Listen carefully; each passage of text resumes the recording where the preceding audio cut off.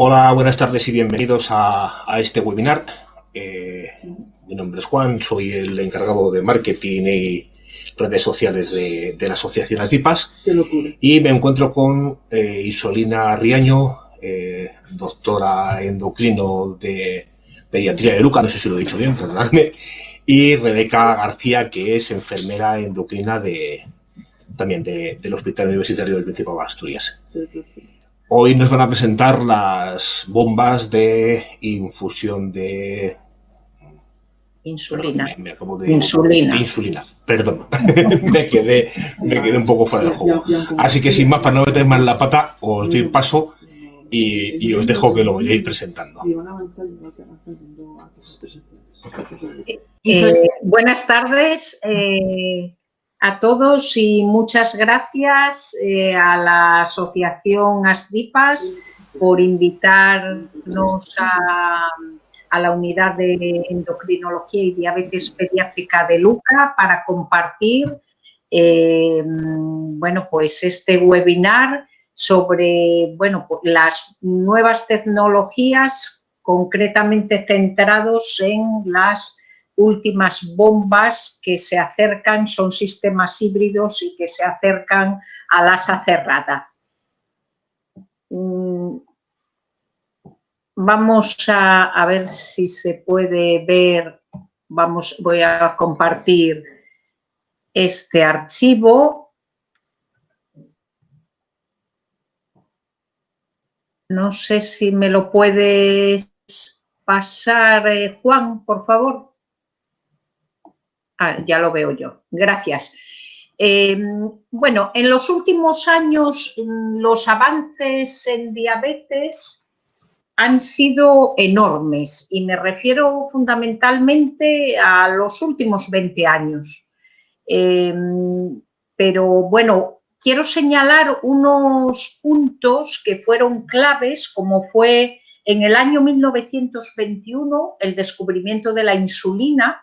Eso supuso el vivir o el morir. Antes la gente con diabetes tipo 1 se moría y gracias al descubrimiento de la insulina fue posible vivir con esta enfermedad. Posteriormente hubo avances en cuanto insulinas más purificadas, aparecieron los análogos y la forma de seguimiento era a través de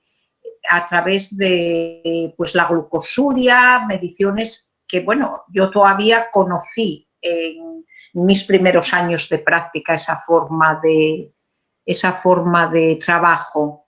En los siguientes años, sobre todo quiero señalar, fue clave en el año 1993, que se publicaron los resultados del DCCT, que puso de manifiesto que el tratamiento intensivo retrasaba la aparición de complicaciones microvasculares.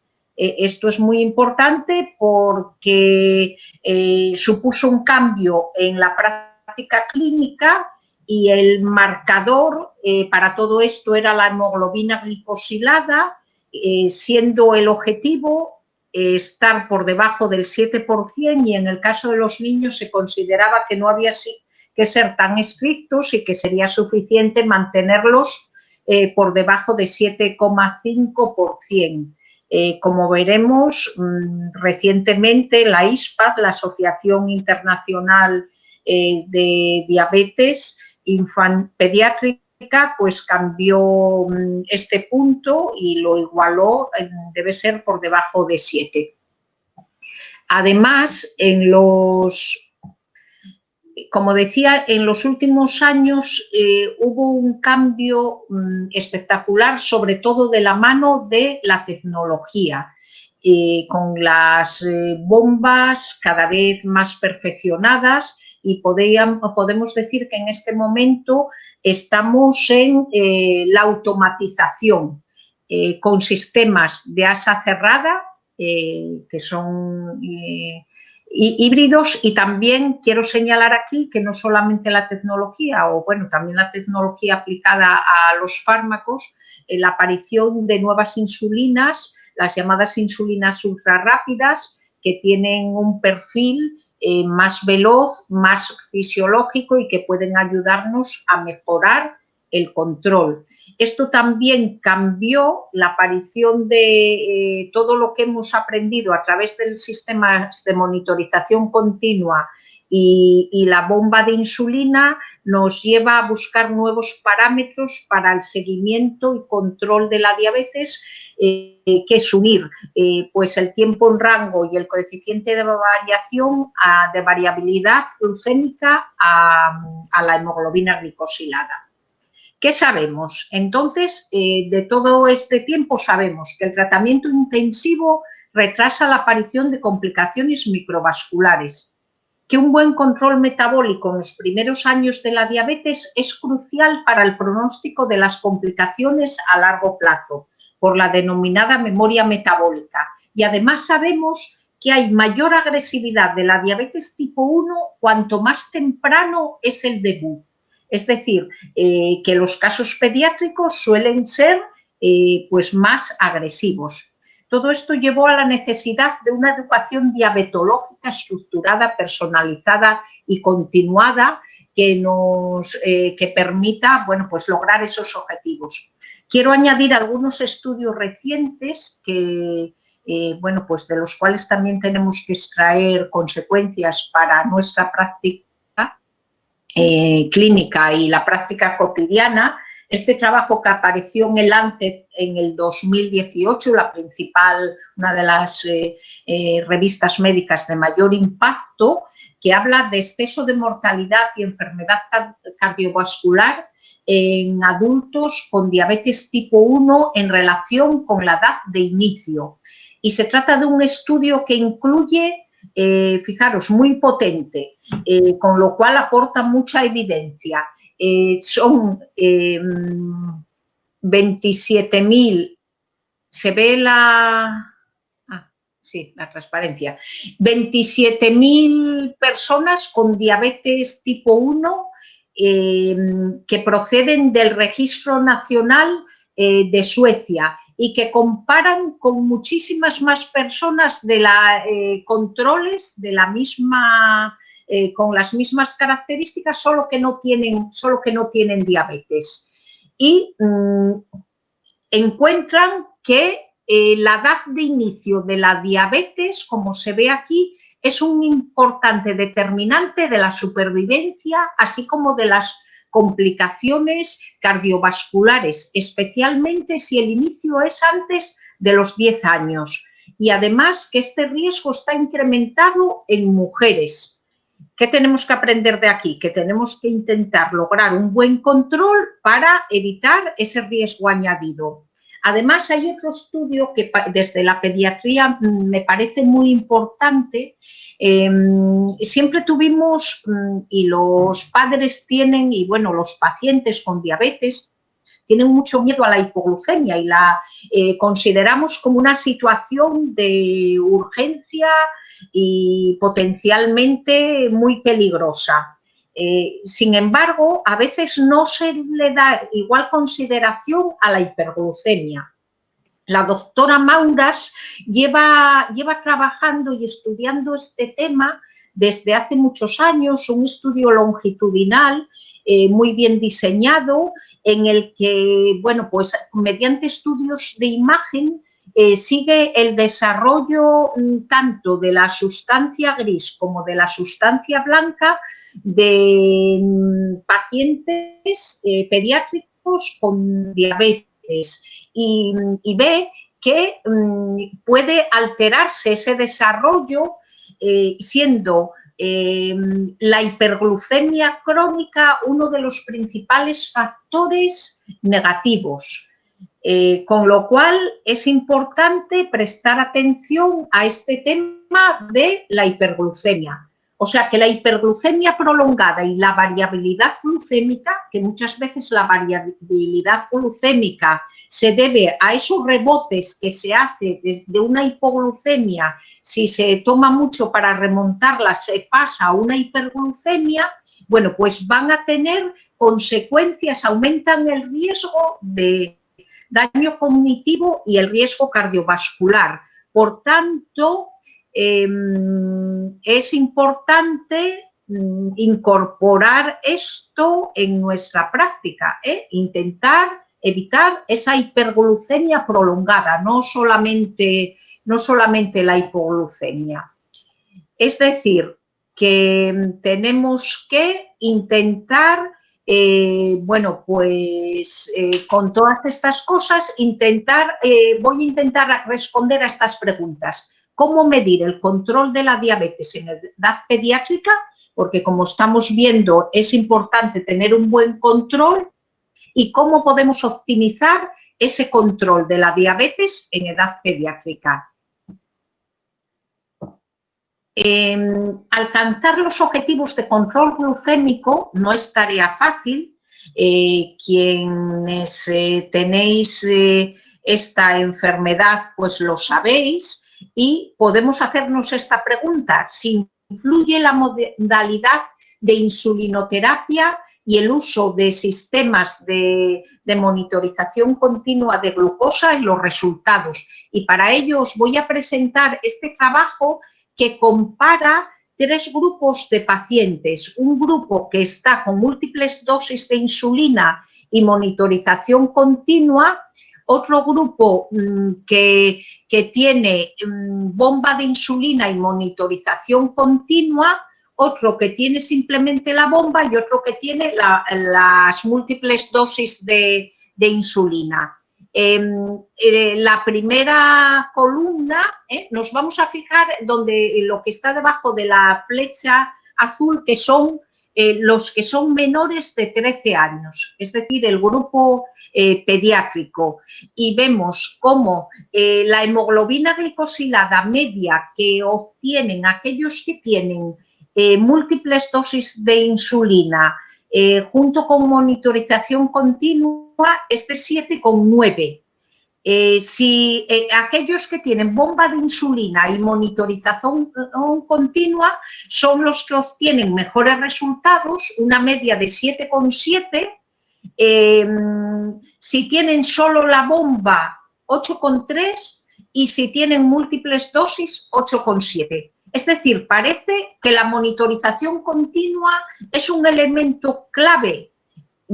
Esto si se toman decisiones a partir de ver esos perfiles, y que tanto con múltiples dosis de insulina como con bomba de insulina, pero bueno, todavía es mejor con bomba de insulina. Ya veis que en el grupo siguiente de columnas que ya coge a los adolescentes, cómo empeoran todos los grupos y especialmente con los que están con múltiples dosis.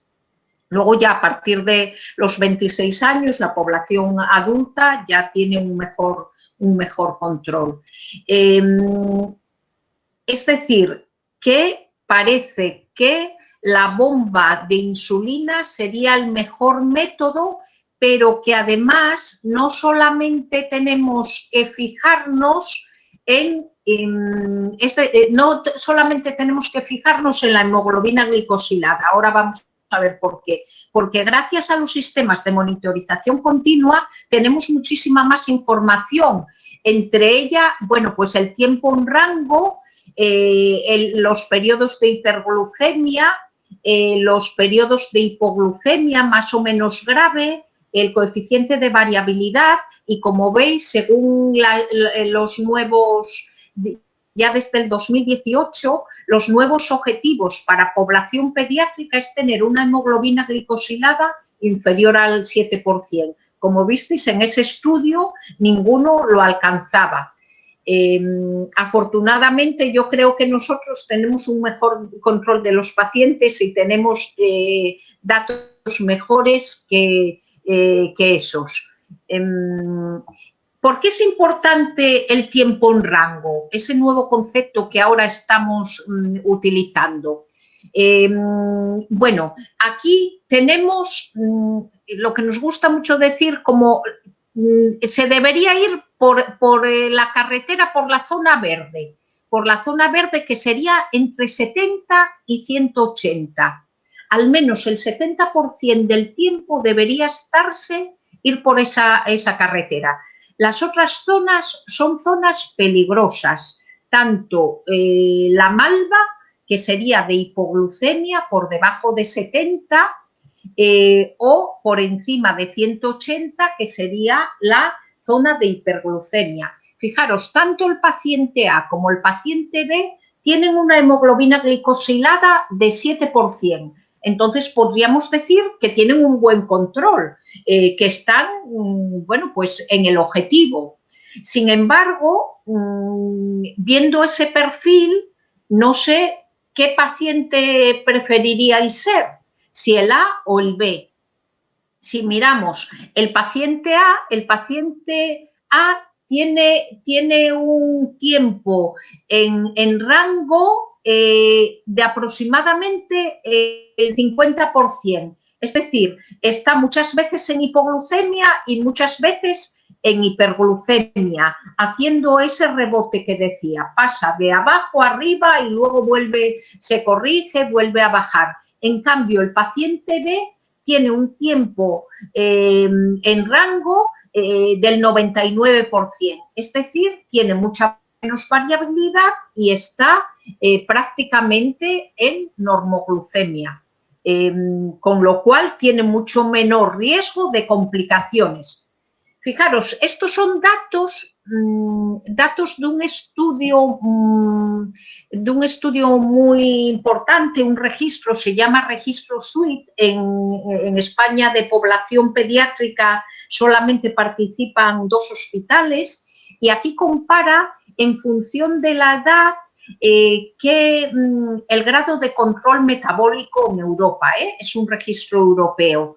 Y como veis, en menores de 0 a 6 años, pues los que tienen bomba alcanzan una media de 7,4 de hemoglobina glicosilada. Y si están con múltiples dosis, pues el control es bastante peor. Como veis, siempre tienen mejor control los que tienen bomba. En el grupo de 6 a 12, los de con bomba siguen con 7,4, mejora un poquito los de múltiples dosis y luego en la adolescencia empeoran ambos. O sea que son toques de atención de dónde tenemos que trabajar más para mejorar ese control. ¿Qué pasa cuando aquí es otro comparando?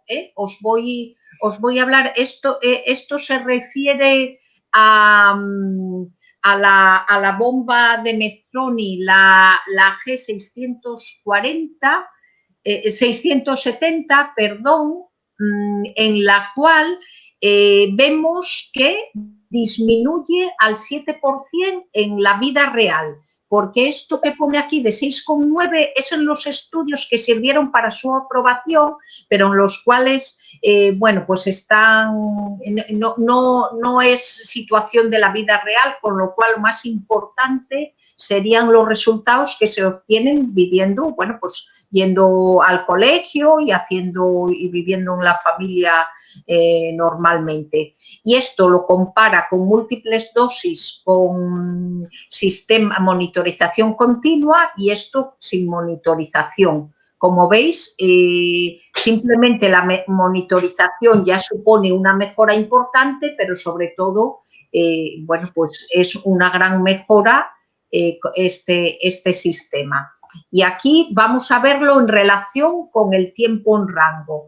Aquí vemos cómo en la vida real estos pacientes obtienen el 71% del tiempo en rango, es decir, cumplen objetivos, y fijaros, con múltiples dosis estos logros son mejores. Yo tengo que decir que nosotros tenemos pacientes bueno, incluso también con múltiples dosis y con la monitorización continua, bien en tiempo real o bien con flash, tienen también mejores tiempos en rango que estos publicados. Pero bueno, aquí, ¿qué sistemas de bombas de insulina junto con monitorización son los más utilizados ahora mismo? Esto es una diapositiva de la ATTD que justo antes de la pandemia se celebró en Madrid este año, del 19 al 22 de febrero. Y bueno, pues fundamentalmente la 670 de Medtronic, la Tandem junto con el Dexcom y la Unipod, que la Unipod no está comercializada aquí en España.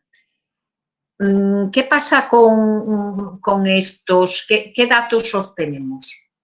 Bueno, pues este es un estudio de la 670 que incluyó, pues, bueno, pues a 124 pacientes con diabetes tipo 1 entre 14 y 75 años y se vio, bueno, pues que mejoró el tiempo en rango que pasó, pero fijaros, pasó de 60 a 67 de media, es decir, pero bueno, disminuyó el tiempo de hiperglucemia y disminuyó también el tiempo de hipoglucemia, lo cual es importante. Y también mejoró la variabilidad glucémica, que debería ser inferior a 36. Es lo que se considera. Aquí vemos otro estudio en el cual con pacientes que están con múltiples dosis y que tras un protocolo de 10 días estructurado de educación, bueno, pues se ve el cambio que tienen. Y vemos cómo pasan, lo verde es el tiempo en rango, estando con las múltiples dosis, es decir, el bolus, precomidas y la insulina lenta, y cómo van mejorando de forma progresiva y cómo se mantiene esa mejora situándose dentro de objetivos. Y además todo esto no es a base de aumentar las hipoglucemias, que como veis las hipoglucemias son pocas, sino que es a base de disminuir las hipoglucemias. Las hipoglucemias moderadas, que son las que van de 180 a 250, y mayores de 250 se considera que son hiperglucemias graves, con lo cual tenemos que evitarlas en lo posible. Bueno, pongo esta imagen porque que es también de ahí de la ATTD, que la presentaron ahí, que compara los resultados obtenidos en distintos países y simplemente poner, porque yo creo que es bueno que sepamos que los mejores resultados se obtienen en España, se obtienen en España, es decir, que bueno, pues que se hace el mejor manejo de todo esto.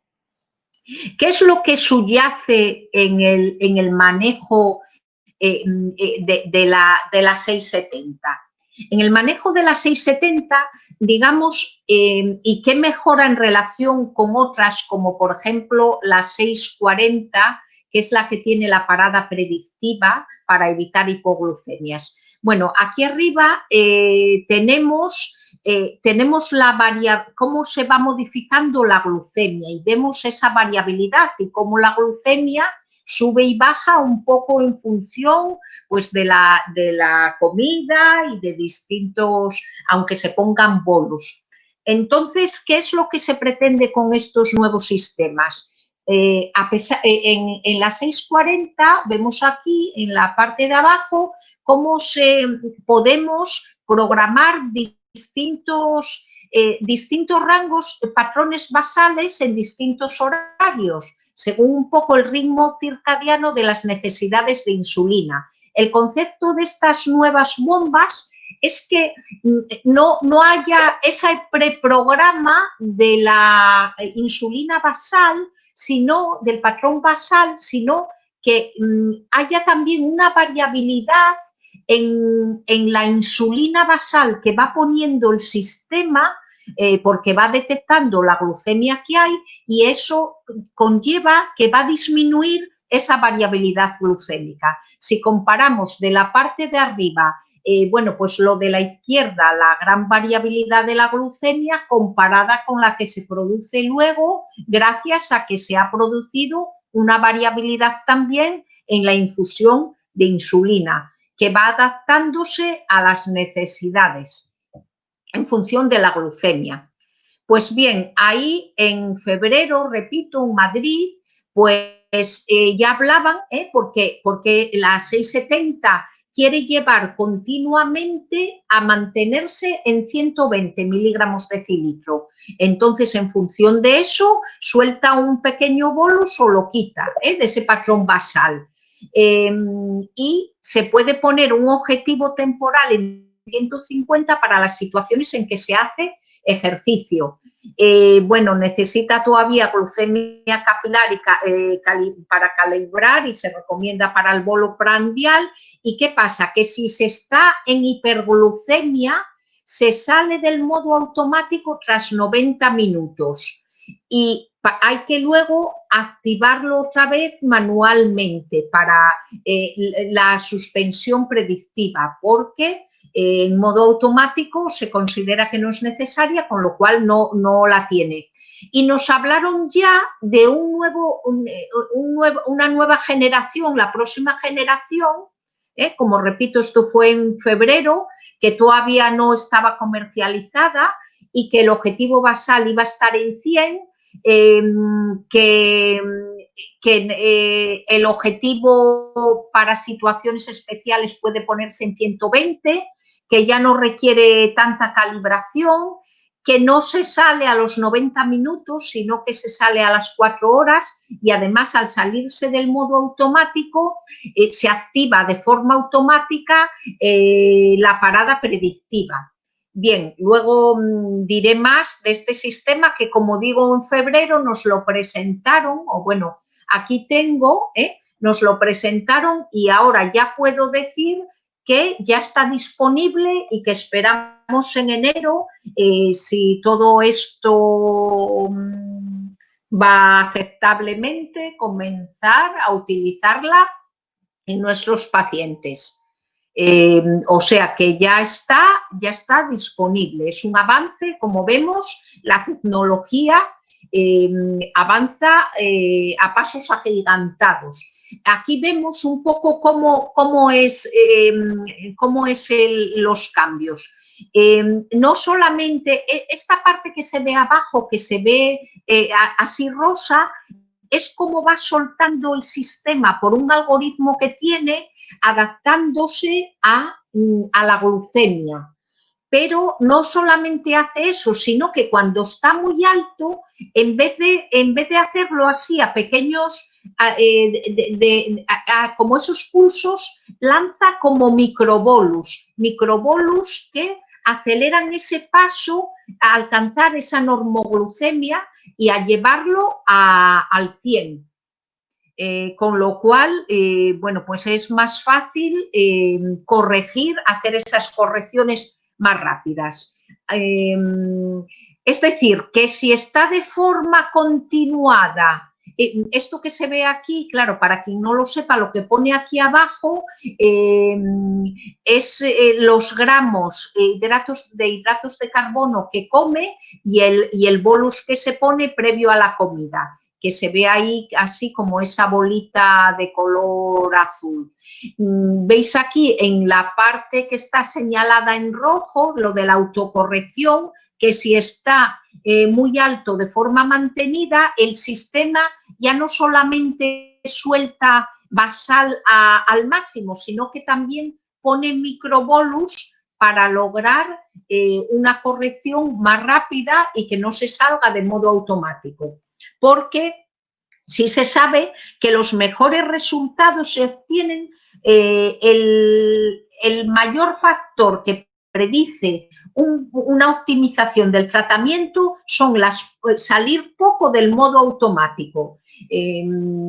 O sea que hay que intentar evitar esa salida. Bueno, aquí pongo otro estudio en relación sobre todo para los más deportistas. Este es con la otra bomba, con la Tandem, en la cual se ve que mejora el control glucémico y reduce la hiperglucemia en jóvenes durante la realización, por ejemplo, de deportes de invierno intensos. Es decir, tenemos que intentar que nuestros niños, niñas, adolescentes, mayores, aunque tengan diabetes, que puedan hacer una vida totalmente normal. Y voy a presentar aquí unos datos, realmente los presentó Pablo Alonso, que fue residente con nosotros y que ahora está en el Hospital de Valdecilla, sobre cuál era el control en nuestros pacientes hace un año. Ahora podríamos mejorarlo. Y comparó a 25 pacientes y con cómo estaban cuando tenían múltiples dosis y monitorización tipo flash a cuando pasaron a tratamiento integrado 6 meses tras el inicio de ese tratamiento. Y como vamos a ver, pues bueno, pues se produjo una disminución significativa de la hemoglobina glicosilada, que pasó de una media de 7,39 a 6,59. Es decir, tenemos mejores resultados que todos esos publicados en Europa. Disminuyó también la hiperglucemia, el porcentaje de tiempo de hiperglucemia, y vemos que aumentó el porcentaje en rango objetivo, si bien es cierto que no alcanzó el 70, no alcanzó el 70. Esto, claro, son cálculos estadísticos. Hay pacientes que igual tienen 80 o 90% del tiempo en rango y en cambio otros tienen menos. Vemos que disminuyó el porcentaje de hipoglucemia y lo que no vimos en aquel momento fue mejora en el coeficiente de variación, que ahora ya lo estamos viendo.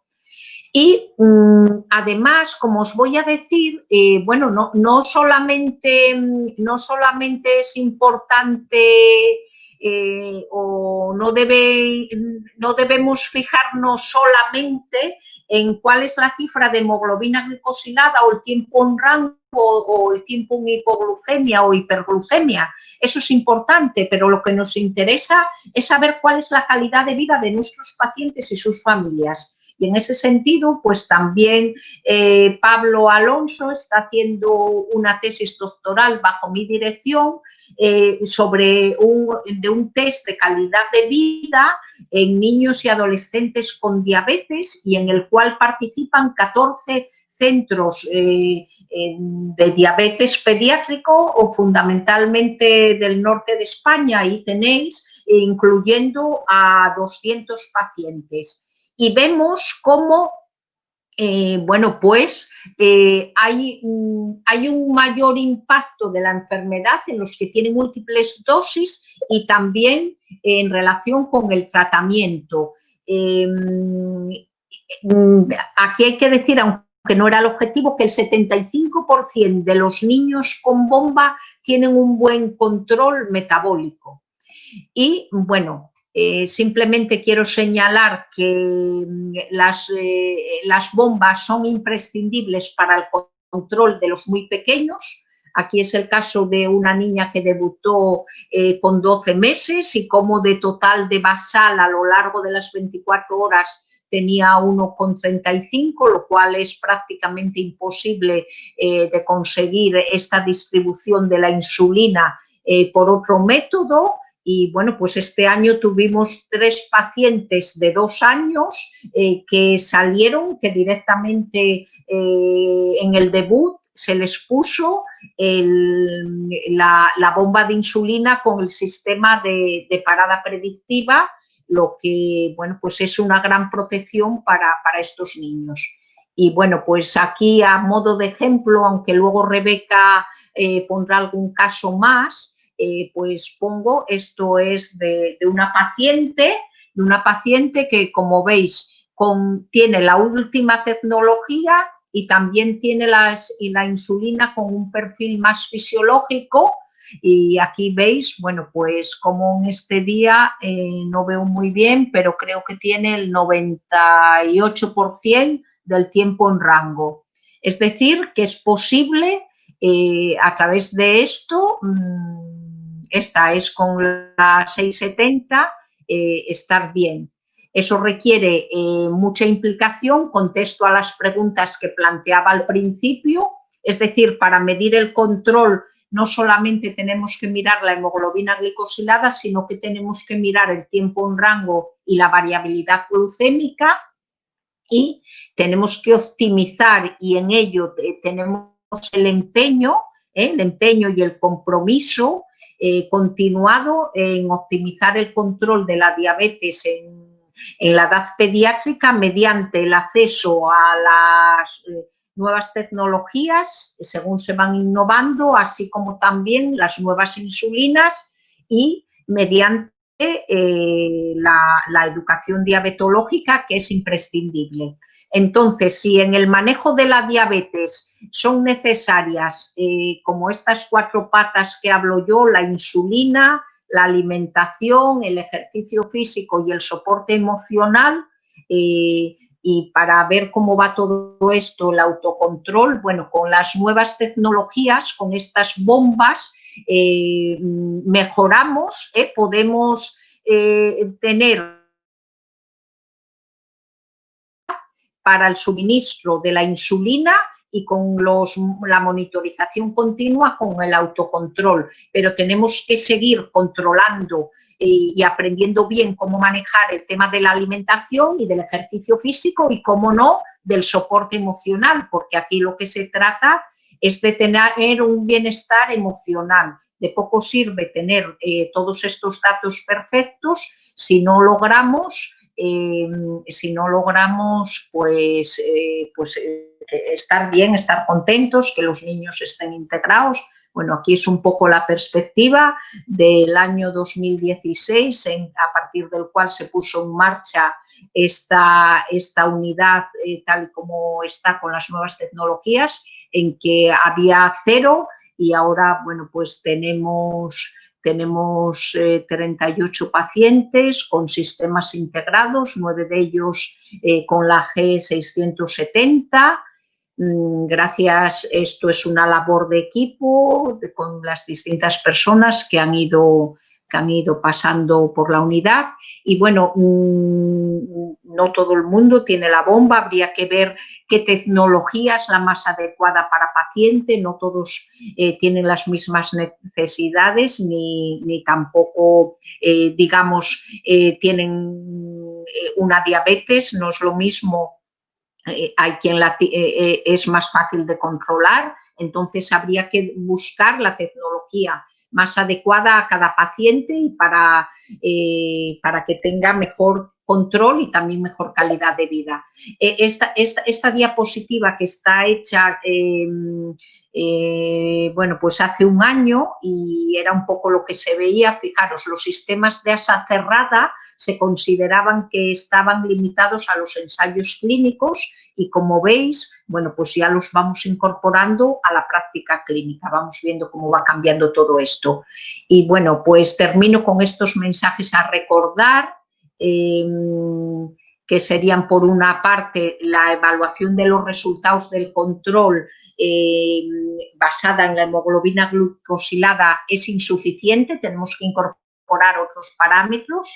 No podemos olvidarnos del impacto en riesgo vascular en los pacientes con diabetes tipo 1 que debutan en edad pediátrica, y por ello tenemos que estar continuamente mejorando bueno, pues los tratamientos, y en eso estamos comprometidos. La automatización puede ser útil para lograr los objetivos, y el mayor porcentaje en modo automático es el mejor marcador para conseguir los objetivos. Es decir, que esos algoritmos que tienen, si se, digamos, aprende bien el sistema, son los que mejor pueden hacerlo y son fundamentales, siguen siendo fundamentales los programas individualizados estructurados de educación, porque la tecnología sin educación no es suficiente. Y bueno, quiero ya terminar, pero bueno, quería recordar, esto también es de la TTD, pero coincide con nuestra visión. Sabemos el gran peso que supone la diabetes, el gran peso que supone para los pacientes y para sus familias, y tenemos que a través de todo esto intentar aligerar ese peso y no olvidarnos que, como ya nombré, tenemos que fijarnos en la hemoglobina glicosilada, en el tiempo en rango, todas esas cosas, evitar hipoglucemias y lograr bienestar físico, pero también tenemos que estar atentos al desarrollo cognitivo, a la integración social y al bienestar psicológico y emocional. Es decir, lograr ese balance entre una cosa y otra. Y, bueno, pues quiero acabar con este mensaje de esperanza en el horizonte, tener un futuro sin complicaciones, con la perspectiva de la curación, con los avances que, aunque a veces a quien lo está viviendo le parece que son lentos, sin duda llegarán. Y bueno, pues nuestro compromiso de nuestro equipo por seguir apoyando, por facilitar y mejorar bueno, pues vuestro control y vuestra calidad de vida. Es para nosotros una satisfacción tremenda cuando vemos que vais bien, que se logran los objetivos o que podemos encontrar, ver en qué punto podemos mejorar para que todo eso mejore. Gracias. Muchas gracias, Isolina. Tenemos varias preguntas que hace Lorena Fernández. Si quieres responderlas ahora o las dejamos para el final y las respondemos todos juntas, lo que prefiráis. Y quizás es mejor al final. Las respondemos todas juntas al final, ¿no? Bueno, ¿Qué te pues parece, entonces, Rebeca? damos... Sí, ¿no? Bien, lo que decías. Sí, vale, igual vale, mejor al final, sí, venga. Vale, perfecto. Pues nada, pues entonces le damos paso a Rebeca, ¿vale? Con lo que... cuando quieras. Bueno, buenas tardes a los que estáis conectados y acompañándonos. Gracias, Andrés, por invitarnos a participar en estas jornadas de la Semana Mundial de la Diabetes. Y, bueno, Isolina ya ha hecho una visión de la evidencia, de los estudios, de los objetivos que son hacer un buen control para evitar complicaciones a largo plazo. Y yo voy a llevar un poco el terreno a la práctica del día a día en nuestra consulta.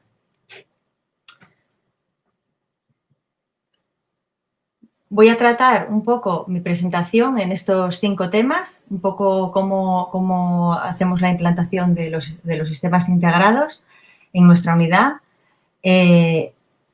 cómo organizamos el programa educativo para la implantación de estos sistemas, la importancia de las plataformas de descarga como herramienta educativa en el seguimiento de estas terapias y, al final, un par de casos que hemos hecho con la tecnología de asa cerrada y las conclusiones.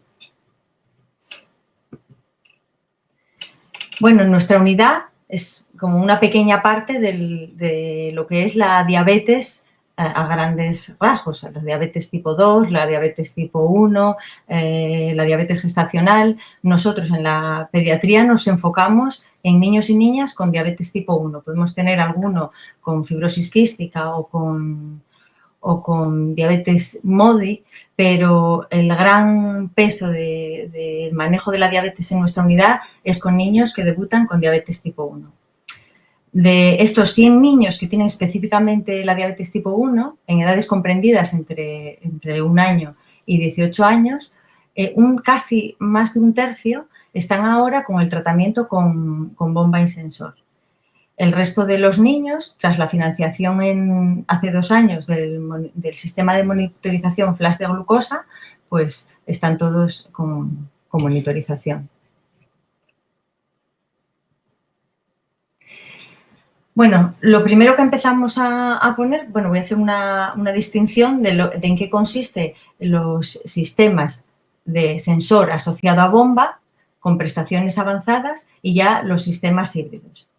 Realmente estos sistemas lo que constan es de un sistema de monitorización continua en tiempo real con una bomba que nos sirve para administrar el tratamiento de la insulina y que ambos están conectados. Entonces, esta conexión esta asociación entre la bomba y sensor, lo que nos va a dar es esta prestación avanzada que es la parada predictiva de la que antes ya mencionó Isolina. Actualmente, como dijo ella, hay 3 sistemas en el mercado, el Omnipod, la Tandem y la Medtronic, pero nosotros en la actualidad y aquí en España estamos poniendo solo estos 2 sistemas de sistemas de sensor con bomba. Nuestra experiencia en consulta es más de Medtronic 640, pero ya tenemos algunos casos con la Tandem también. ¿Qué ganamos con estos sistemas? Pues lo que se ha mejorado es una disminución de la hemoglobina glicosilada, que lo comentó Isolina en los estudios, y también la disminución de las hipoglucemias. ¿Cómo se ha conseguido esto? Pues esto se ha conseguido gracias a el SmartWatch, que es la parada predictiva. Estos sistemas siguen teniendo la aportación de los sistemas de monitorización, como son las alarmas y las flechas de tendencia, pero se les ha sumado la parada predictiva. ¿En qué consiste esto? Este es un ejemplo de una de las bombas que cuando la previsión del sensor es llegar en media hora a una hipoglucemia, lo que hace es detiene la infusión de insulina basal y previene una hipoglucemia. ¿Cómo lo podemos apreciar en la bomba? Pues que se ve una zona sombreada de parada de la bomba de la infusión basal y que cuando pasa ese periodo de peligro se reanuda de manera automática.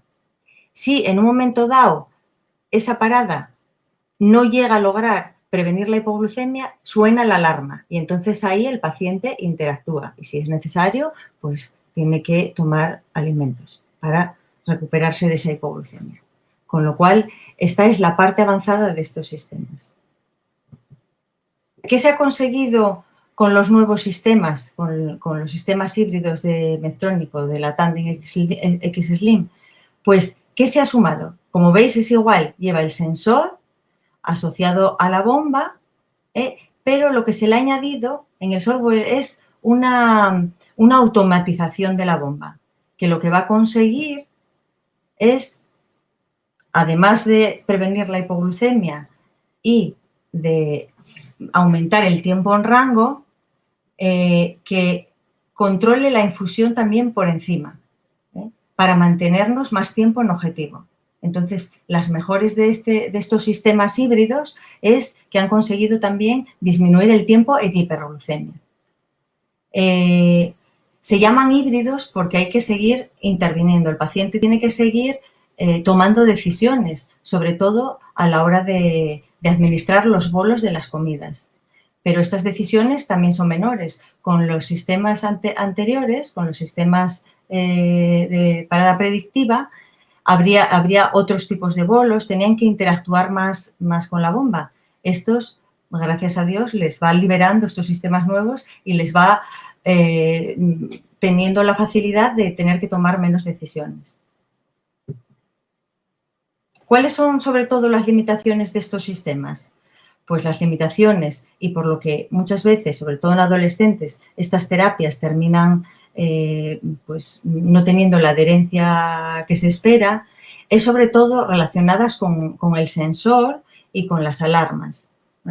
Porque, claro, hay que seguir haciendo calibraciones, que la calibración no es más que hacer una glucemia capilar para que el sensor tenga una referencia. Entonces, si esta calibración no se hace en los momentos adecuados, pues el sensor, es lo que dicen ellos, que va a haber una discordancia entre la glucemia capilar y la glucemia del sensor.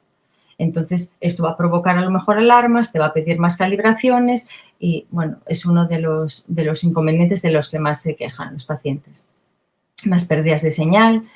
Otra de las limitaciones, pues, es a la hora de realizar ejercicio físico, porque aunque tenemos una basal que se puede poner a la hora de realizar ejercicio para evitar hipoglucemias, es decir, el objetivo de la bomba ponerlo en vez de en 120, ponerlo en 150, pero la variabilidad intrínseca a la hora de realizar ejercicio de cada individuo y además el tipo de deportes que puede realizar, eso va a repercutir en que a lo mejor no se logren los objetivos esperados, aunque ya se ha visto, como dijo Isolina en los estudios que ha habido, que con los nuevos sistemas híbridos también se están alcanzando mejorías en este aspecto. Y luego a la hora de la comida. Esto es muy importante porque una de las obligaciones, entre comillas, que tienen que hacer los pacientes para que vaya bien estos sistemas es hacer un buen contaje de raciones. Entonces, los bolos pues, requieren estar también pendientes de contaje de raciones. ¿Cómo hemos empezado a instaurar nosotros las bombas?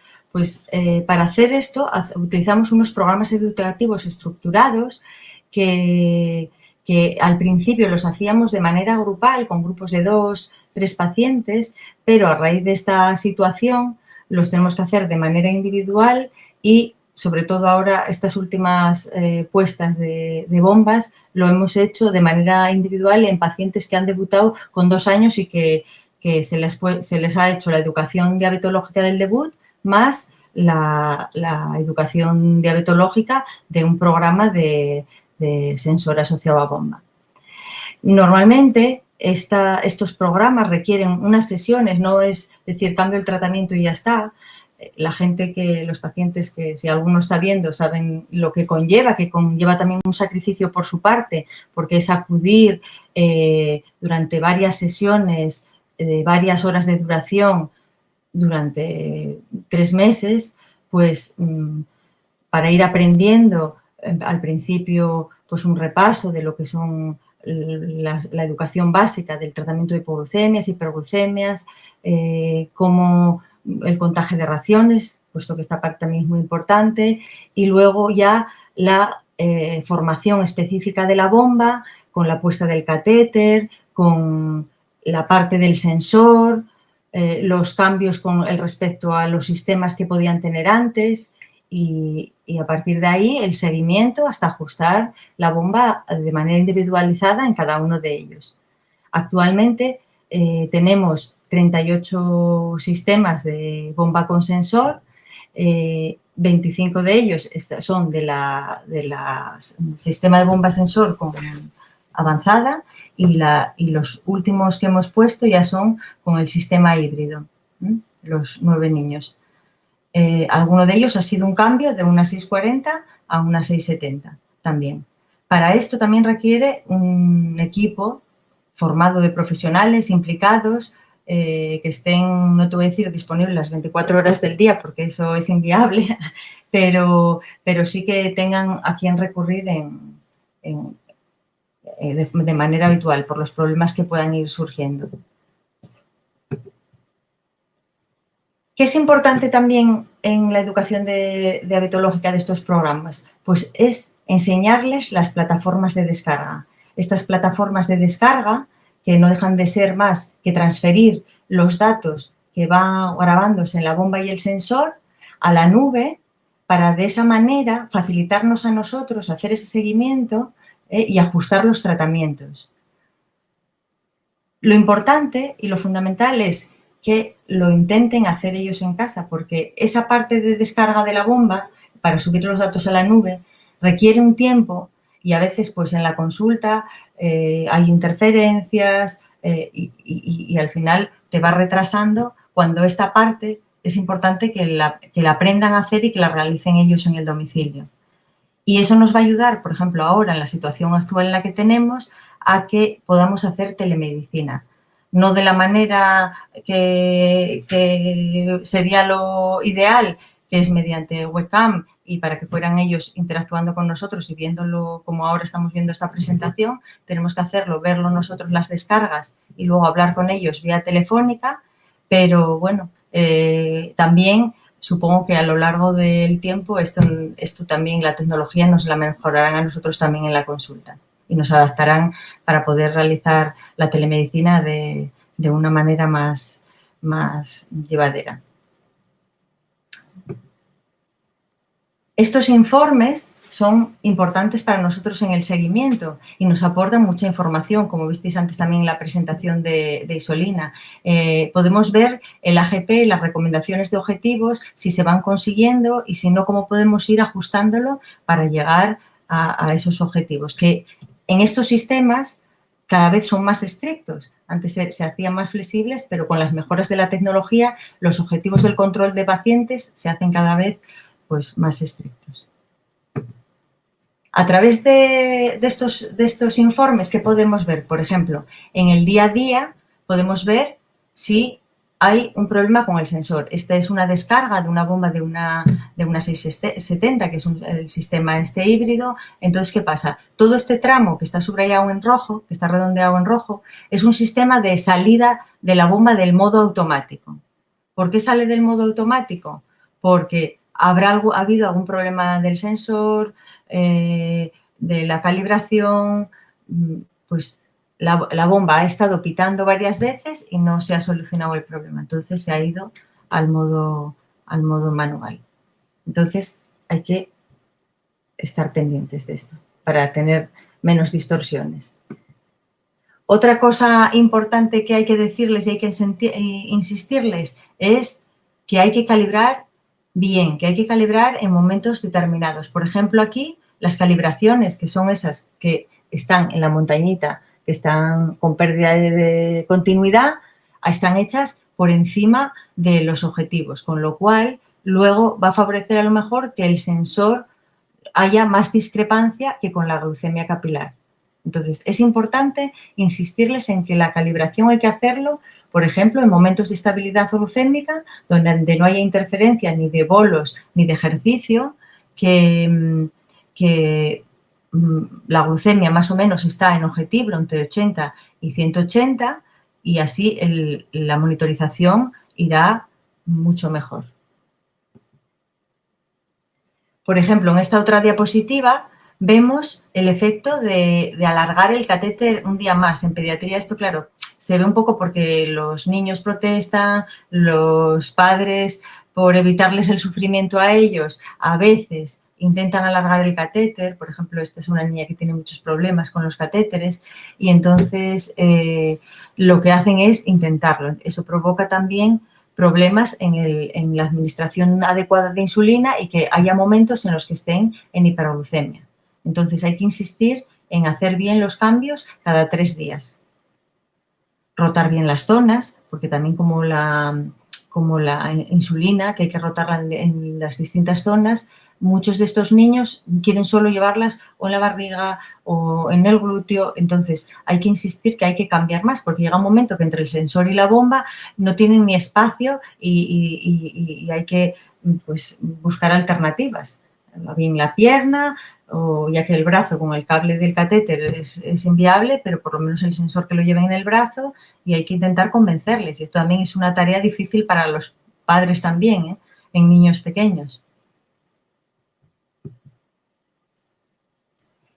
Y este último caso es de una niña que tenía bomba, era una adolescente, al principio lo llevaba muy bien, pero luego empezó un poco a perder esa adherencia, que es típica en esta edad, y bueno, ya veis los gráficos que tiene, la bomba pitando, no le hacía caso, hiperglucemia, días sin cambiar el catéter.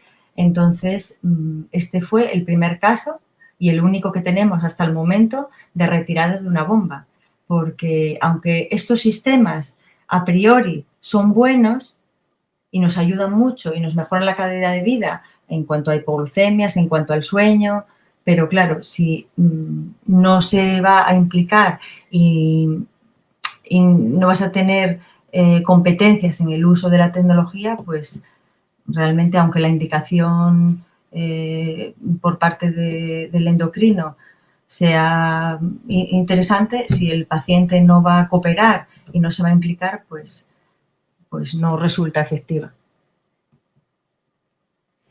En cuanto a los casos, el primer caso, estos son casos, el nombre no es el real, pero son niños que tenemos en la consulta. Esta niña debutó, tiene 10 años, debutó ya con 3 años con una cetoacidosis.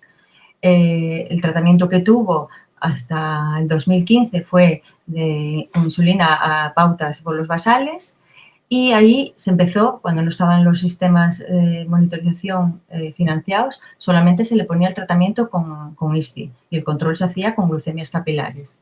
En noviembre del 2017 se le financió ya el sistema de monitorización continua de glucosa asociado a la bomba, a la 640, y ya en septiembre de este año, o sea, ahora recientemente, le hemos cambiado al sistema híbrido de la 670. Y el cambio que hemos podido ver ha sido este, que realmente ha sido espectacular, pero sobre todo en lo que decimos, en el tiempo en hiperglucemia. Antes, con la 640, la última descarga que tenía una hemoglobina glicosilada de 7,5 y ya al cambio de la 670, la hemoglobina glicosilada, ahora de la última descarga que tuvo, es del 6,5. O sea que prácticamente en un mes ha mejorado un montón con el sistema de automatización de la insulina basal. Este es otro niño, Marco, de 8 años, que debutó con 6 años y que estuvo también a tratamiento con múltiples dosis de insulina y ya estaba financiado el sistema FLASH, con lo cual era con lo que estábamos llevando el control.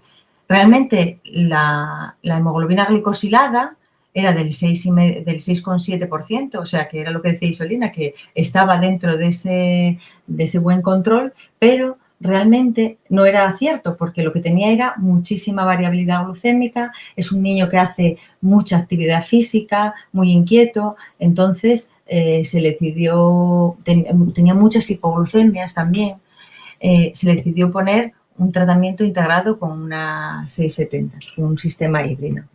Y lo que conseguimos un poco, estos eran el perfil del sistema FLASH, con la variabilidad y con las hipoglucemias y las hiperglucemias, pues, hombre, como podéis ver en el gráfico de la descarga de la 670, podemos comparar dentro de este mismo sistema 2 periodos de tiempo y ahora en este último la hemoglobina glicosilada que le estima es del 6,7, es la parte sombreada azul con muy poca variabilidad, pero con este mismo sistema estuvo unos días ahí atrás que pues le estimaba una glicosilada del 7,5, sí que estaba más alto, estuvo más tiempo pasando a modo manual, con lo cual un 11% del tiempo de ese periodo estuvo en modo manual, con lo cual habría que analizar qué factores han hecho que estuviera en ese tiempo, qué cambios ha tenido, pues a lo mejor que ha sido el inicio del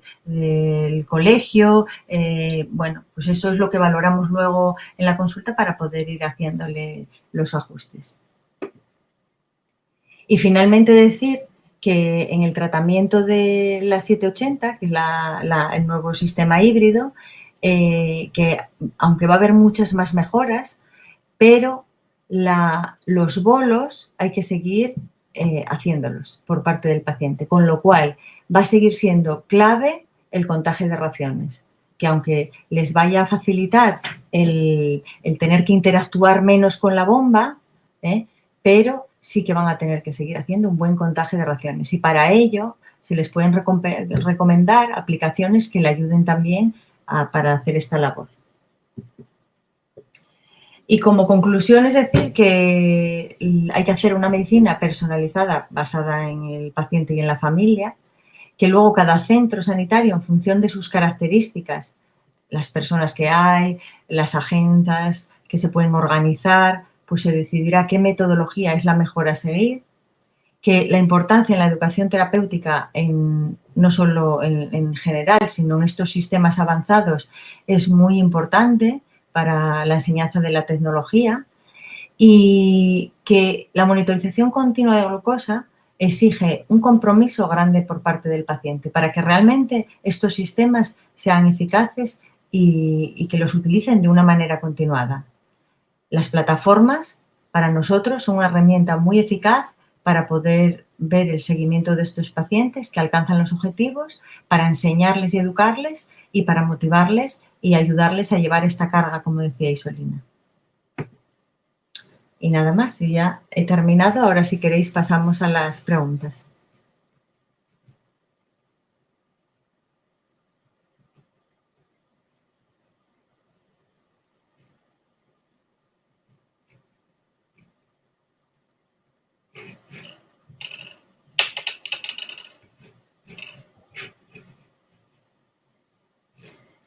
A ver. Perdonad, que hasta que pinchas y vuelve a entrar tarda un poquitín. Bueno, fui un poco rápida. Pero... no te preocupes, no te preocupes. Bueno, lo que os comentaba de las preguntas, ¿vale?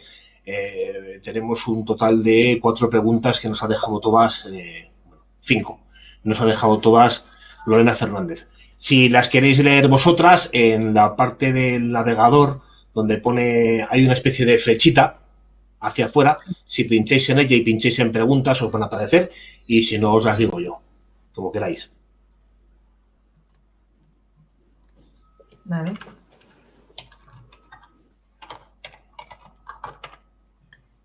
¿Empiezas tú, Isolina?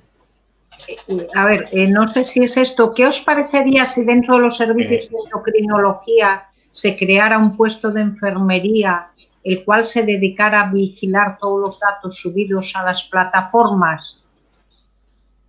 Sí, esas son las preguntas, sí. Bueno, realmente, o sea, lo que sí es cierto es que hay que reforzar los equipos diabetológicos. No sé si eso requiere un puesto de enfermería o no, y bueno, simplemente para vigilar los datos subidos a las plataformas. Supongo que se refiere un poco a esto que contó Rebeca, de la importancia. Muchas veces tenemos problemas tecnológicos porque tenemos dificultad de acceso a esos datos de las plataformas, y sí, yo creo que todo eso habría que mejorarlo y necesitaríamos el apoyo de la organización para que realmente tuviésemos fácil acceso a todos esos datos. ¿Qué te parece, Rebeca? Sí, sí, eso es. Yo creo que lo que nos lo facilita sobre todo es eso, que ellos descargan en casa.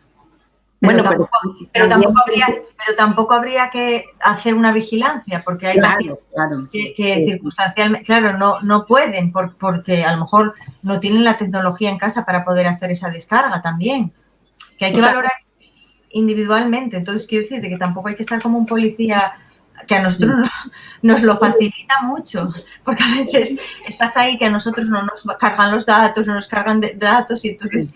Pero es verdad que hay que valorar individualmente. O sea, bueno, aunque hay que decir que con el freestyle, que debería ser con todos los sistemas, el SESPA, ya ves que anda diciendo, o sea, el paciente se comprometía a hacer unas mediciones al día. Claro, no dejan de ser un coste para el sistema. Y si tú no le vas a sacar las prestaciones y las vas a utilizar adecuadamente, pues no tiene sentido que te financien, ¿no? Sí. Bueno, gracias, Lorena.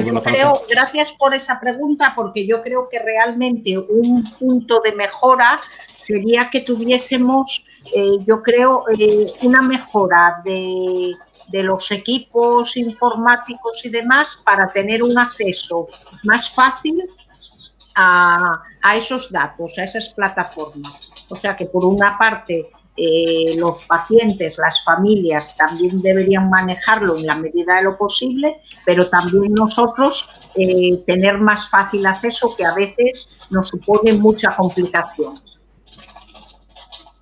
La otra... Bueno, la siguiente pregunta... La de que recomendarías, sigue, ¿no? sigue. Sí. ¿La de recomendarías las mismas zonas corporales de inyección que tienen las personas con múltiples inyecciones a la implantación de los parches de la bomba y los sensores? Realmente sí, las recomendaciones en tejido subcutáneo valdrían. Lo que pasa que, por ejemplo, los sistemas estos que usamos ahora, que llevan cable, llevarlo en el brazo es incómodo. Y luego en niños pequeñitos, pues realmente ponerlo a veces en el abdomen es complicado, entonces usamos más la zona de los glúteos. Depende también de la edad y las preferencias, pero realmente se podrían poner donde pones las múltiples dosis de insulina. Bueno, la siguiente pregunta. De un paciente con tratamiento de bomba de insulina, ¿qué actuación sería la correcta para evitar hipoglucemias durante la realización de ejercicio físico durante 1 hora de tiempo? Bueno, eso habría que ver en qué momento hace ese ejercicio y también de qué tipo de bomba. Ya vimos precisamente de la que hablamos, de la 670, se pasaría a un objetivo temporal de 150. Pero bueno, como recomendación, con la bomba de insulina, si el ejercicio se realiza se inicia el ejercicio, imagínate que desayunas a las 8 de la mañana y que en ese momento, previo al desayuno, te pones un bolus correspondiente al desayuno y empiezas el ejercicio a las 9 de la mañana, que es el momento de mayor acción de ese bolus, habría que reducir ese bolus. ¿Vale? Otra cosa es que empieces el ejercicio a las 11 de la mañana, cuando ya pasaron 3 horas de ese bolus, con lo cual ese bolus no tendrías que modificarlo. Pero por otra parte, tendrías que modificar seguramente la basal y poner o bien una basal temporal, que se recomienda hacerlo desde casi 1 hora antes de empezar el ejercicio, depende, hay que personalizarlo, y durante el ejercicio y también posterior. Hay que saber que también, dependiendo del tipo de ejercicio que se hace, existe posibilidad de hacer una hipoglucemia hasta 12 horas después del ejercicio. Entonces, bueno, habría que tener en cuenta todas esas cosas, también dependiendo del ejercicio. Hay ejercicios, sobre todo el anaeróbico, que produce hiperglucemia. Es decir, que realmente yo sí pienso que tendríamos que hacer una charla para todo esto del ejercicio y que sí habría mejoras, hay muchos avances y mayor conocimiento con todo esto, porque gracias a los sistemas de monitorización continua todos hemos aprendido mucho. No sé si respondo con eso o no.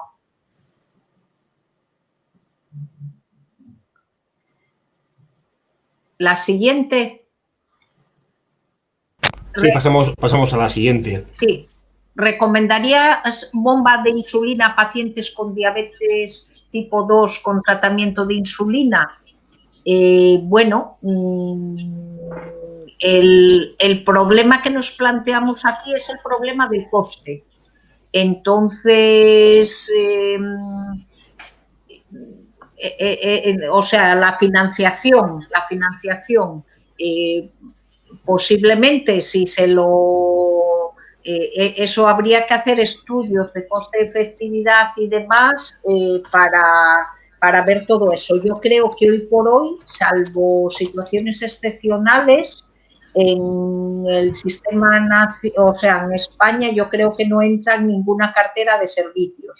Otra cosa sería si dices que esa persona se lo quiere financiar de forma privada. Habría que valorar, o sea, que ponerse una bomba de insulina tampoco significa olvidarte de la diabetes. Quisimos transmitir eso. Entonces, habría que valorar cuál es el control que consigue con la insulina en múltiples dosis y si no tiene objetivos, y entonces podría estar en alguna situación indicado. No sé si respondo o no. Sí, perfectamente. Gracias. ¿Alguna? Tenemos a Pedro Menéndez que pregunta si se podría prevenir la falta de adherencia al tratamiento en la adolescencia. Sí, claro, ¿cómo no se va a poder prevenir? Yo creo que es importante y que es un grupo de edad en que deberíamos intervenir. De hecho, teníamos ya sabéis, dentro del equipo que hay también psicólogo, trabajador social, nutricionista, que teníamos un proyecto de hacer unas intervenciones grupales, porque posiblemente en la adolescencia es un momento donde se mira mucho a los iguales, y apoyarse unos a otros y demás. Yo creo que lo que hay es que intentar motivarle, no decirle lo que tiene que hacer, sino intentar motivarle y ver cómo se le puede ayudar, en qué puntos convendría intervenir. Por supuesto que yo creo que hay que prevenirlo y que hay que actuar ahí porque es algo importante. No sé si Rebeca quiere añadir algo más. No, es que es una etapa ya difícil de por sí, o sea que añadirle una enfermedad crónica, pues que requiere estar pendiente de ello, a mí me parece que tenemos que esperar a que pasen esa etapa y vuelvan a encarrilar. O sea, que simplemente acompañarles, lograr pequeños objetivos con ellos son grandes objetivos y que tener paciencia. Yo creo que al final lo que necesitamos es tener paciencia y que ellos maduren y que estar ahí con ellos. Acompañarles. Sí. Vale, tenemos otra pregunta de Iván Álvarez Sánchez que dice: buenas tardes, como usuarios de la Medtronic 670 con la que llevamos un año, ¿se podría solicitar el cambio a la 780? Bueno, solicitar sí, todavía no empezamos a ponerlas y bueno, parece que habría que ver si se consiguen los objetivos con la 670. Bueno, pues yo creo que se puede continuar con ella, habría que un poquitín amortizar esa antes, porque todavía, bueno, pues hay mucha gente que no tiene ninguna, entonces habría que un poquitín ver cómo intentar ser equitativos y tratar de llegar y ofrecer lo máximo y mejor para todos. Vale, tenemos Iván Garrido que nos pregunta: ¿qué consejo podéis dar a unos padres que su hija quiere ponerse la bomba a toda costa y los padres no están muy convencidos con que se la ponga? Que hablen con otros padres que la tienen y que seguro que les convencen, que sí. Hay padres que a veces son un poco reacios porque les parece, bueno, pues que es muy complicado, y una vez que la tienen dicen: ¿cómo no nos habríamos aceptado antes esto? Tenemos lo contrario también. Tenemos padres que la quieren, pero que es el niño, la niña, sobre todo en edad de la adolescencia, quienes no la quieren. Entonces, bueno, pues hay que respetar siempre la autonomía y hay que, bueno, pues tratar de dar respuesta a esas necesidades. Yo el mejor sistema sería que conocieran a otras personas que la tienen y que compartieran experiencias. Nosotros somos profesionales, entonces, bueno, quizás lo que transmitimos no es tampoco la experiencia exacta que tienen las familias, quien lo vive de cerca, con lo cual eso yo creo que es importante. Vale. Y tenemos otra pregunta de Lorena que no sé si hemos respondido ya. ¿Qué protocolo tiene el Consejo de Bombas de Insulina para decidirse a poner una bomba de insulina a un paciente adulto con un tratamiento de múltiples inyecciones de insulina? Bueno, yo creo que no somos precisamente nosotras desde el ámbito de pediatría para hacer esa pregunta. Esa mejor se dirigiría a los servicios de endocrino. No sabría yo responderla con exactitud. Vale, muchísimas gracias. Bueno, pues creo que hemos acabado con las preguntas. Me decía Andrés que quería entrar un segundo a agradeceros en persona la charla que nos habéis dado. Andrés, no sé si me ves, el botoncito que pone volver al escenario, púlsalo, por favor. A ver si está teniendo problemas con el ordenador. Hola, buenas tardes. Sí. Ahora. Ahí lo tenéis. Ha sido una tarde larga y intensa. Y gracias por vuestra presentación. Isolina y Rebeca, gracias de corazón. La verdad es que recojo el testigo, Isolina, sobre esa charla que me dices que te gustaría dar sobre el tema de deporte y con bomba de insulina y todo esto. Quedas pillada.